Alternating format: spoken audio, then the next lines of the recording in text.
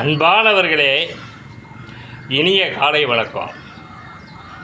இந்த பூமியில் நீங்கள் வாழும் பொழுது ஒரு கெட்ட பழக்கத்தோடு நீங்கள் வளரீங்க. இதுதான் இன்றைய செய்தி. நீங்கள் இல்லை, இந்த உலகத்தில் இருக்கிற 99% மக்கள் கெட்ட ஒழுக்கத்தில் வளராங்க, கெட்ட பழக்கத்தில் வளராங்க. கெட்ட ஒழுக்கமும் கெட்ட பழக்கமும் என்ன தெரியுங்களா?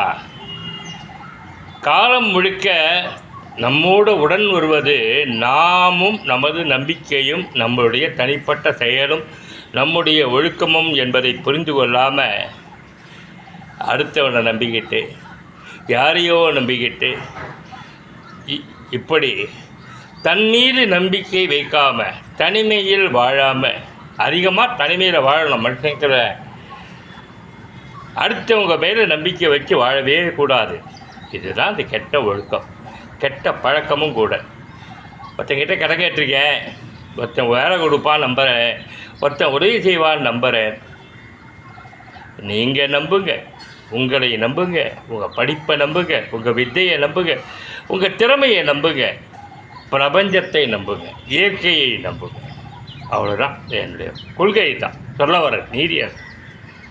மற்றபடி அது மனைவியாக இருந்தாலும் சரி, தாயாக இருந்தாலும் சரி, தந்தையாக இருந்தாலும் சரி, வாயு மயிரும் வேறல்லவா, யாரையும் நம்பாது. உங்கள் உடம்பும் உங்கள் உள்ளமும் ஆரோக்கியமாக இருக்கும் வரை தான் சுற்றமும் நட்பும் எல்லாமே. இவை எல்லாரும் ஒன்று விழுந்துருச்சுன்னா உங்களை சுற்றி யாருமே இல்லை, சடிப்பு தான் ஏற்படும் உங்களை பார்த்து. அதனால் உங்களை மட்டுமே நம்புங்க. நான் அப்படித்தான் என்னுடைய இந்த முதுமை காலத்தை 61 வயசை கடந்துட்டு போகிறேன்.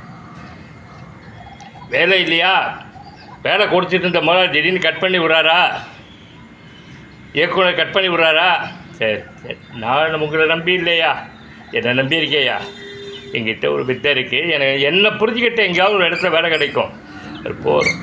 இப்போ இருக்கிறது ரயில் ஸ்டேகம் தானே, ஒரு பயணம் தானே. மனிதர்கள் ரயில் ஸ்டேகம் போகிற சக மனிதர்கள்.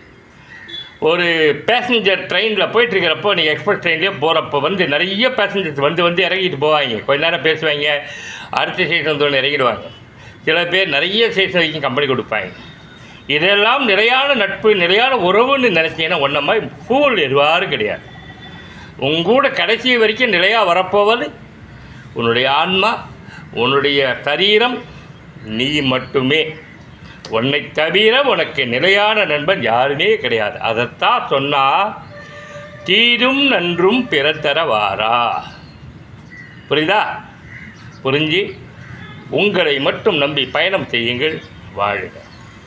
இன்னொரு வீடியோவை சந்திப்போம். ஓகே.